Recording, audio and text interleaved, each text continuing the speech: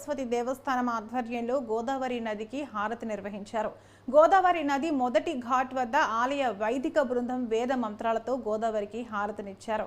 ఈ కార్యక్రమానికి ముఖ్య అతిథిగా భైంసా ఏఎస్పీ కాంతిలాల్ పాటిల్ హాజరై పూజలు చేశారు. ప్రతి బుధవారం సాయంత్రం ఈ కార్యక్రమాన్ని ఘనంగా చేస్తారు.